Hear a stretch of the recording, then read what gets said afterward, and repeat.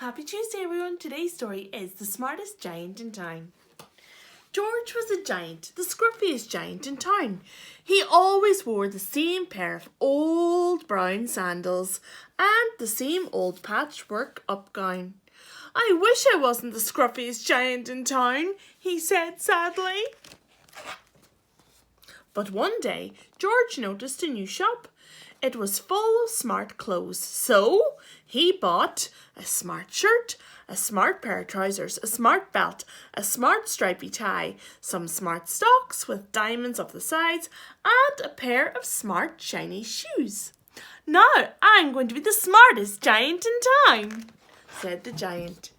George left his old clothes behind in the shop. He was about to go home when he heard a sound.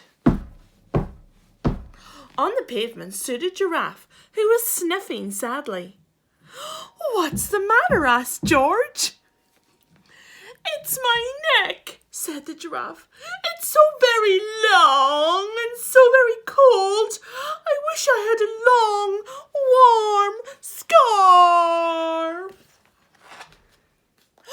"Cheer up," said George, and he took off his stripy tie. "It didn't match my socks anyway," he said, as he wound it round and round the giraffe's neck. It made a wonderful scarf. "Thank you," said the giraffe. As George strode towards home, he sang to himself, "My tie is a scarf for a cold giraffe, but look me up and down, I'm the smartest giant in town. Yee-ho!" George came to a river. On a boat stood a goat, who was bleating loudly. "What's the matter?" asked George. "It's my sail," said the goat. "It's blown away in the storm. I wish I had a strong new sail for my boat." "Oh, cheer up," said the giant. And George took off his new white shirt. "It's kept coming untucked anyway," he said, as he tied it to the mast of the goat's boat. It made a magnificent sail. "Thank you," said the goat. George strode along, singing to himself, "My tie is a scarf for a cold giraffe. My shirt's in a boat as a sail for a goat. But look me up and down, I'm the smartest giant in town." George came to a tiny ruined house. Beside the house stood a white mouse with lots of baby mice. They were all squeaking. "What's the matter?" asked George. "It's our house," squeaked the mother mouse. "It's burned down and now we have nowhere to live. I wish we had a nice new house." "Oh dear." "Cheer up," said George, as he took off his shiny shoes. "It was giving me blisters anyway," he said. As the mouse and her baby scrambled inside, the shoe made a perfect home for them. "Thank you," they squeaked. George had to hop along the road now, but he didn't mind. As he hopped, he sang to himself, "My tie is a scarf for a cold giraffe. My shirt's in a boat as a sail for a goat. My shoe is a house for a little white mouse. But look me up and down, I'm the smartest giant in town." George came to a campsite. Beside a tent stood a fox, who was crying. "Oh dear, what's the matter?" asked George. "It's my sleeping bag," said the fox. "I dropped it in a puddle, and I wish I had a warm, dry sleeping bag." "Oh, cheer up," said George. And he took off his socks with diamonds up the sides. "It was tickling my toes anyway," he said, as the fox snuggled into it. It made a very fine sleeping bag. "Thank you," said the fox. George hopped on, singing to himself, "My tie is a scarf for a cold giraffe. My shirt's in a boat as a sail for a goat. My shoe is a house for a little white mouse. One of my socks is a bed for a fox. But look me up and down, I'm the smartest giant in town." George came to a big squelchy bog. Beside the bog stood a dog who was howling. "What's the matter?" asked George. "Well, it's this bog," said the dog. "I need to get across, but I keep getting stuck in the mud. I wish there was a safe, dry path.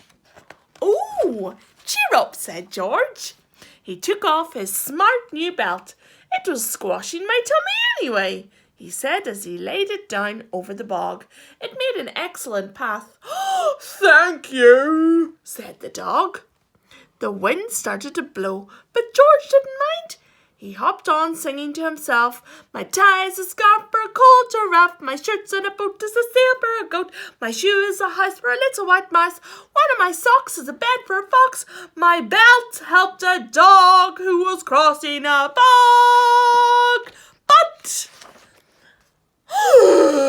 my trousers are falling down. I'm the coldest giant in town. Oh! Suddenly George felt sad and shivery and not at all smart. He stood for a while and thought, I'll have to go back to the shop and buy me some more clothes, he decided. He turned around and hopped all the way back to the shop. But when he got there, it was closed. Oh no! Cried George. He sank down onto the doorstep and a tear rolled down his nose. He felt as sad as all the other animals he had met on his way home. Then, out of the corner of his eye, he saw a bag with something familiar poking out of the top. George took a closer look. My gown! He yelled. My dear old gown and sandals! George put them on. They felt wonderfully comfortable. I'm the cosiest giant in town, he cried, and he danced back home along the road. Outside his front door stood all the animals he had helped. They were carrying an enormous present. Come on, George, they said. Open it! George untied the ribbon. Inside there was a beautiful gold paper crown and a card. Look inside the card, George, said the animals. George put the crown on his head and opened the card.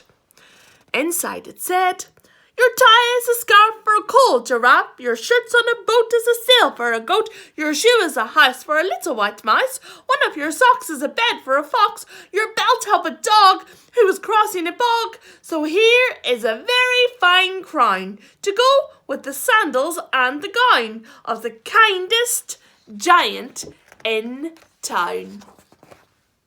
The end.